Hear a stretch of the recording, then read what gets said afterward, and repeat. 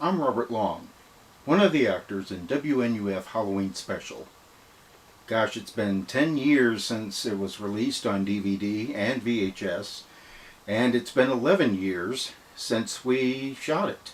So I just wanted to do a little bit of reminiscing about this beautiful, well, now Blu-ray that's been out for a couple years, and the time that I had on the WNUF Halloween Special as Father Richard Matheson, who in reality is actually actor Brandon Schuler. So when I went into audition for Father Matheson with producer and director Jimmy George and Chris LaMartina, it was not using sides like it usually is. It was more or less they gave me a situation for this person because they wanted to see how well I could improv something, since I wasn't really a priest. I was an actor that was hired to be playing a priest on this special.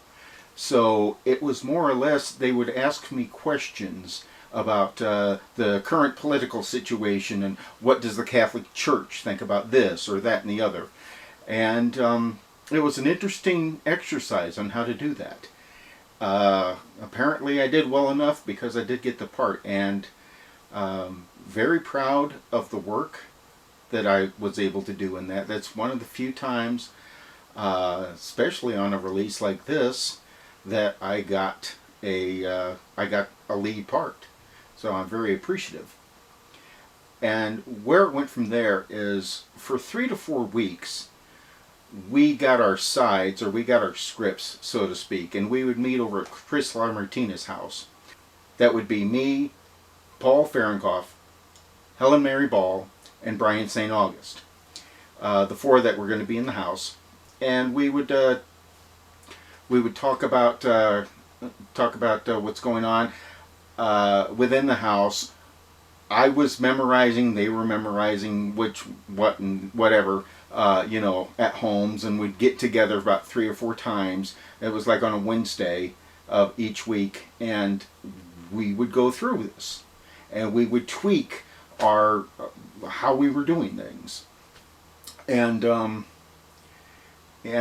I think Chris had us holding a flashlight underneath our face, like old campfire stuff. So, but yeah, that's basically, they wanted to see how we gelled, how well we stayed in character, how well we knew the lines, and by the last, and Chris and Jimmy had us in the dark.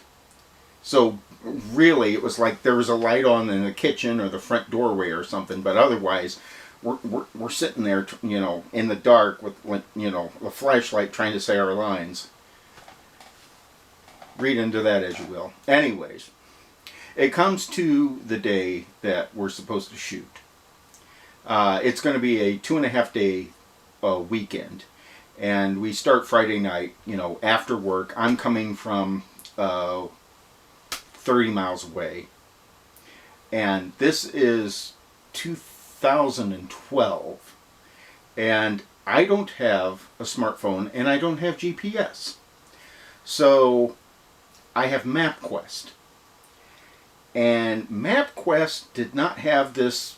You see the house in the movie, and it really didn't have it on MapQuest.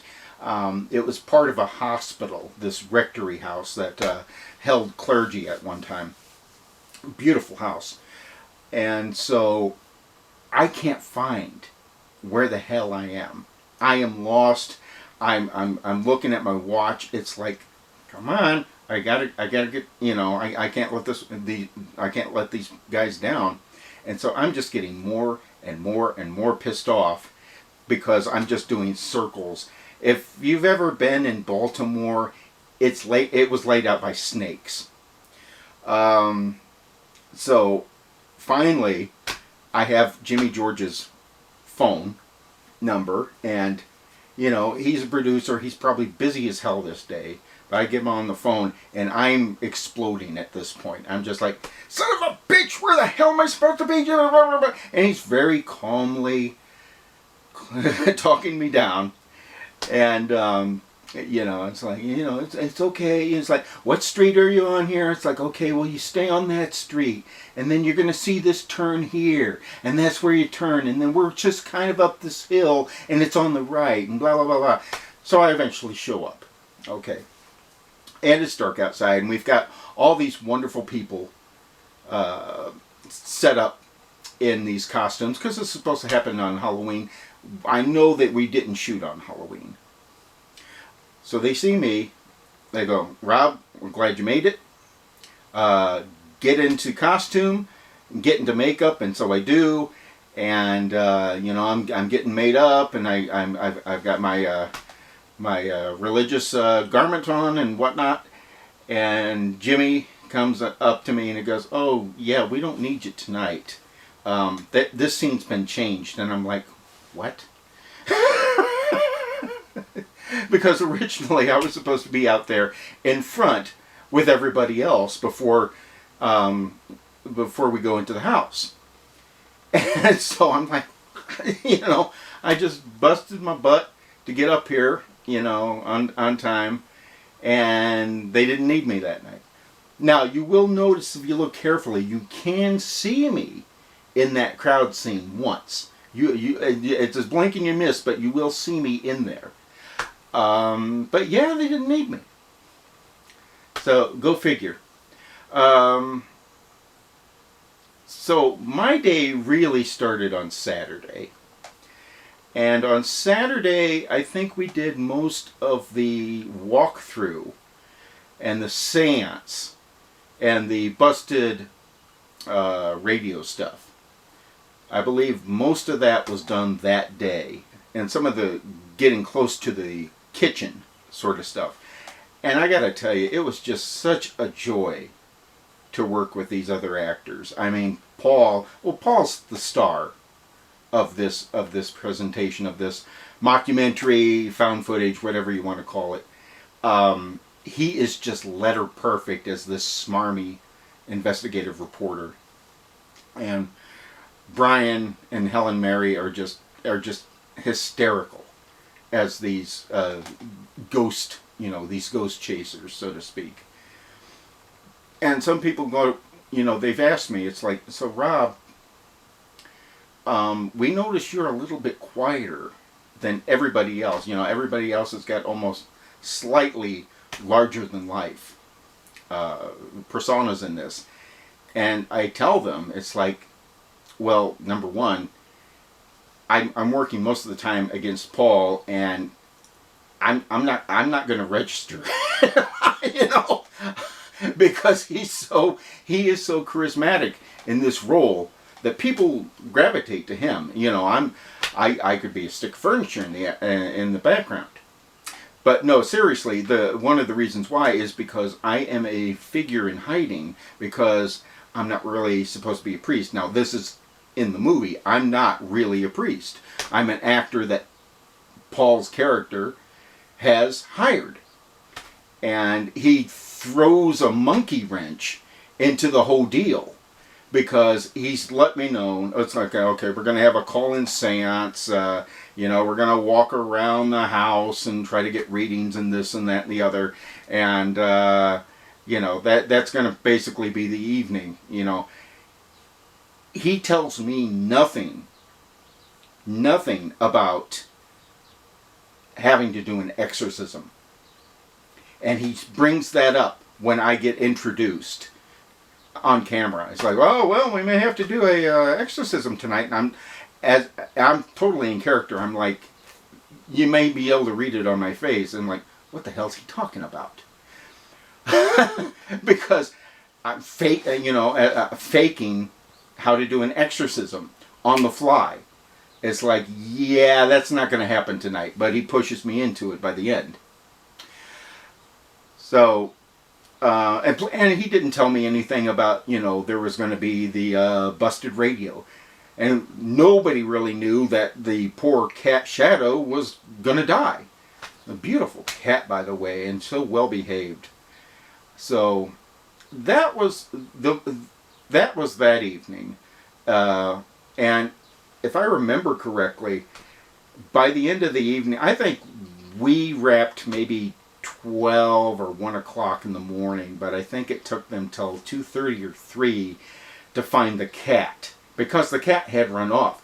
This place is huge. Maybe it doesn't look like it from the outside, but oh my gosh, it's like a TARDIS. It's there's so many nooks and crannies that that cat could have hidden in, and I'm just glad that they did find it. So, come Sunday, we're back at it, and I think we're shooting the downstairs. I think what it was is we shot everything up to where the dead body, or everybody's found dead. Spoilers, if you haven't seen it. Go and buy this. Okay, buy this before you see this. So basically, we're downstairs, and and I'm getting bullied into doing this exorcism. And there was something funny that happened on the set. Chris was probably getting very little sleep by this point. He was completely focused in on what he was doing. Him and Jimmy both.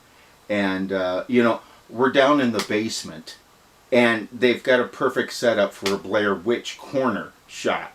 So me being my smart ass or whatever the hell I'm doing is, I'm posing in the corner, blah, blah, blah, blah, blah. And I go, hey, Chris, check this out, Blair Witch. And he just kind of turns around because he's got a million things going on in his mind. And he just kind of goes, ha, funny. At that point, I just kind of go, okay then, I guess that'll be that for me. And we did shoot.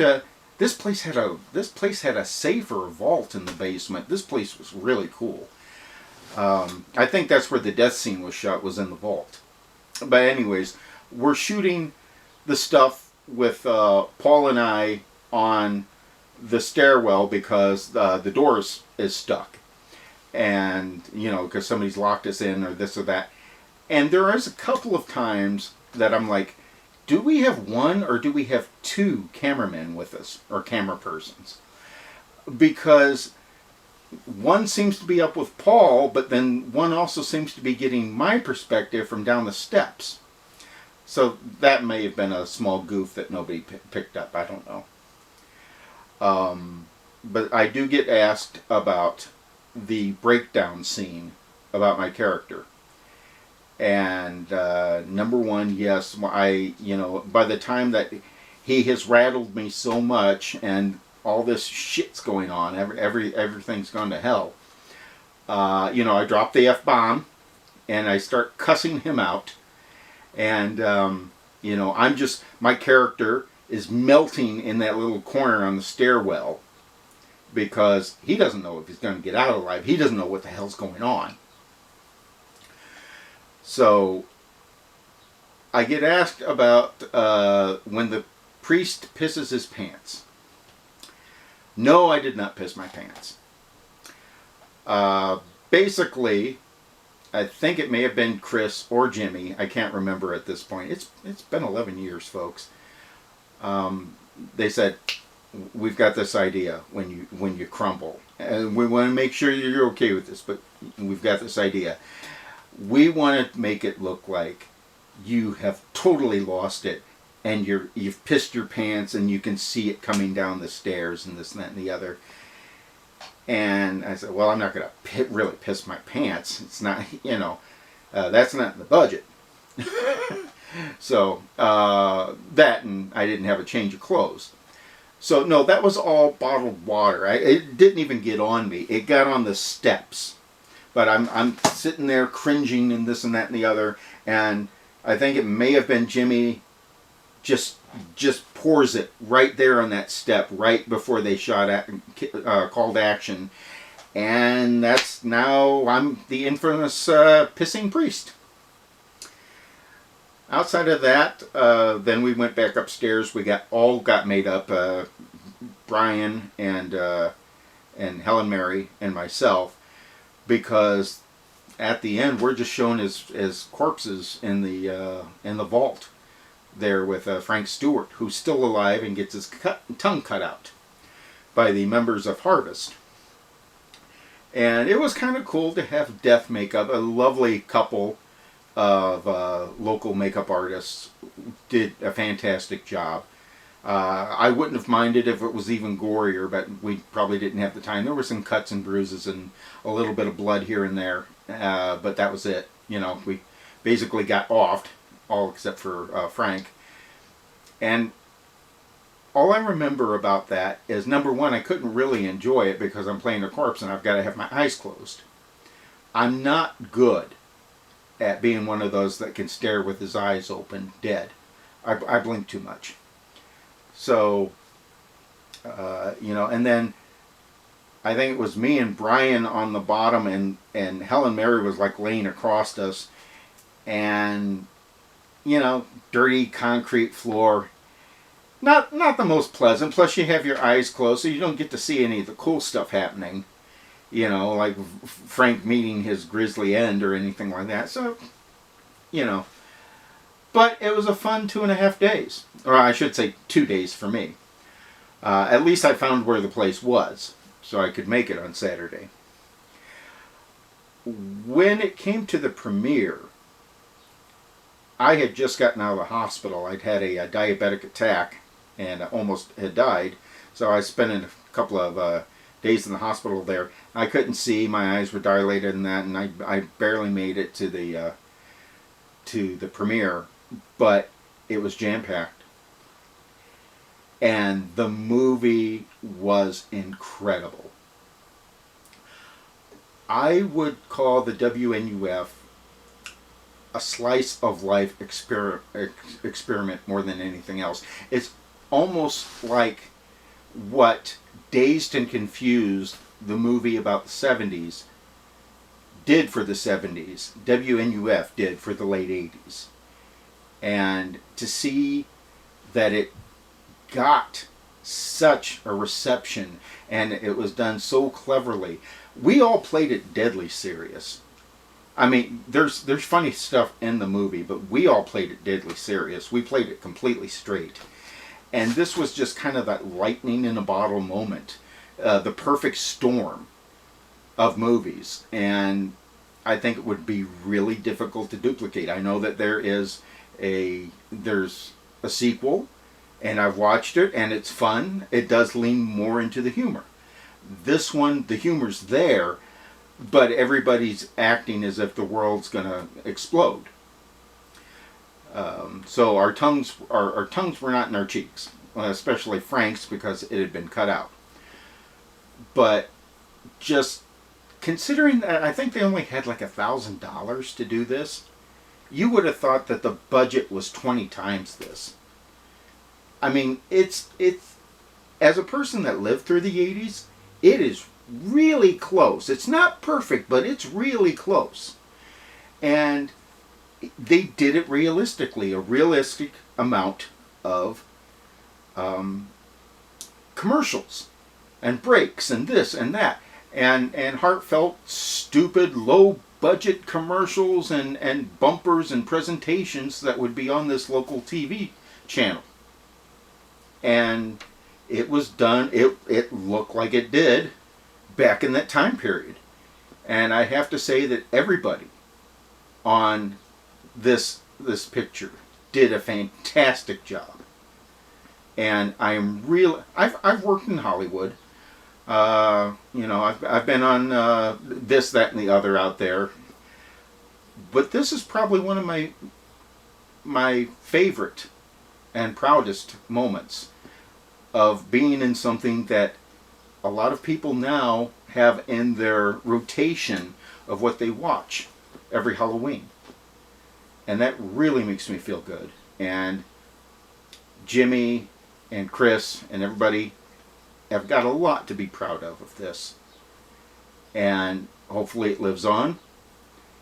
And hopefully its legend grows. I mean, I've got an entry on tvtropes.com as the brown pants priest. There's a web, like a Wikipedia webpage on tvtropes.com for WNUF. I mean, that's fantastic. So, all I can say is go out there and get this and enjoy it. It's more of an experience to me than it is found footage. I think found footage would have cut some corners to keep the pacing under wraps. You probably would have had less commercials. But because it is almost as perfect as it is, the way they did it, it really feels like it's from that time.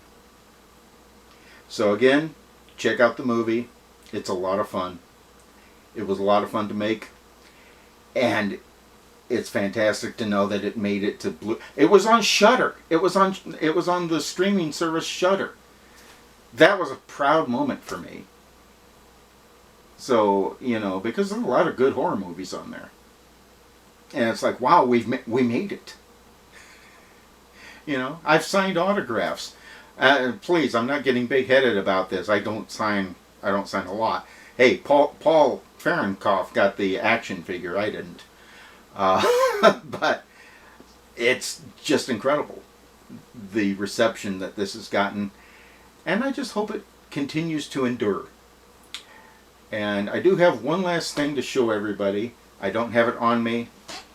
I still have something from that shoot because it had to be real. I didn't have contacts like I do now, so I had to wear my real glasses for the shoot. Otherwise, I'm legally blind. And there was no way I was going to traipse around that house, which was pretty dark, not being able to see 4 inches in front of my face. So I still do have the Father Matheson glasses, because these were my glasses from back then. And sometimes I wonder if I should sell them on eBay as part of wardrobe from a famous movie. I could use the money. Bye.